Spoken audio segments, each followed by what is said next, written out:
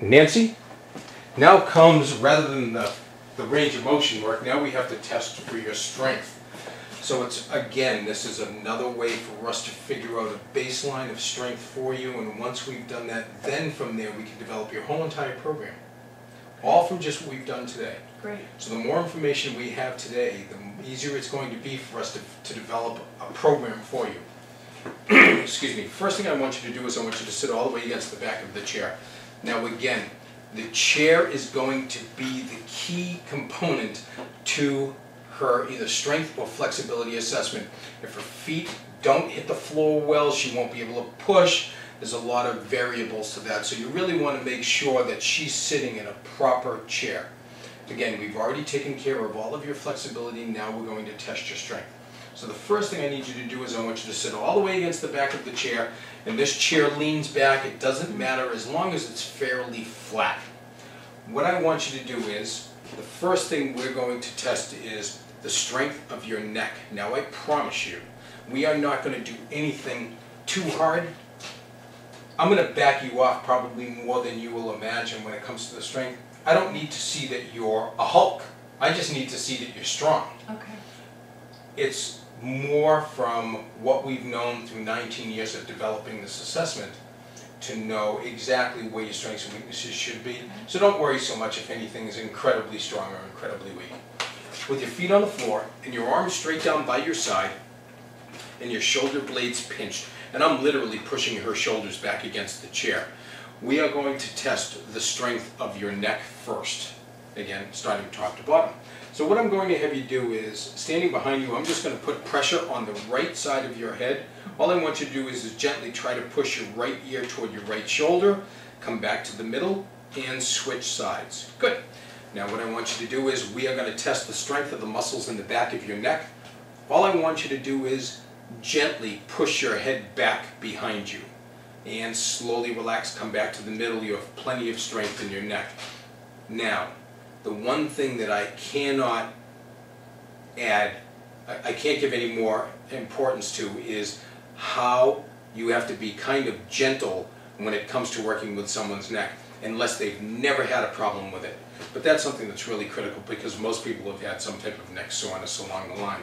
The next one I want to test is the strength of the muscles in the front of your neck, and I'm just going to put my hand on your forehead, and I want you to just gently tip your chin down toward your chest. Fine. Come back to the middle.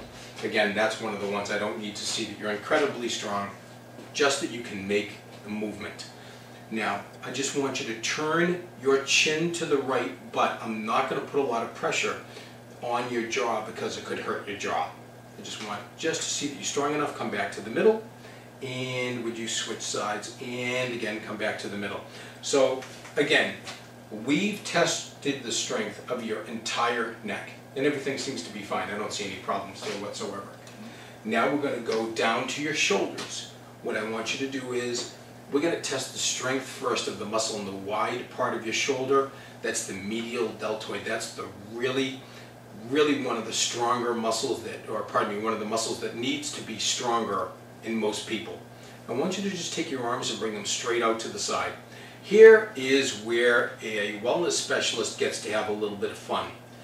The closer we put your hands to the major joint we're testing, the further away we put the hands, the harder it's going to be for your client.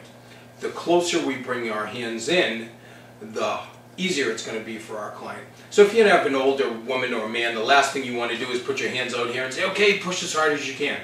Slide your hands in here near the elbow joint and make them feel pretty strong.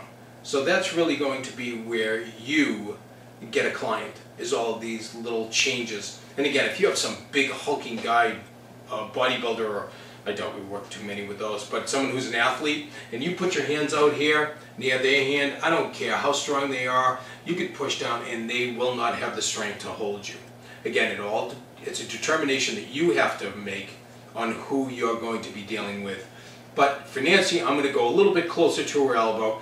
Now, all I want you to do is hold that arm position right there. I'm going to push down a little bit. There you go. Okay. All I want you to do now is you push your hands down toward the floor. That's a little bit of your latissimus as well as a little bit of the back of your shoulder. That was excellent. You can come down and rest.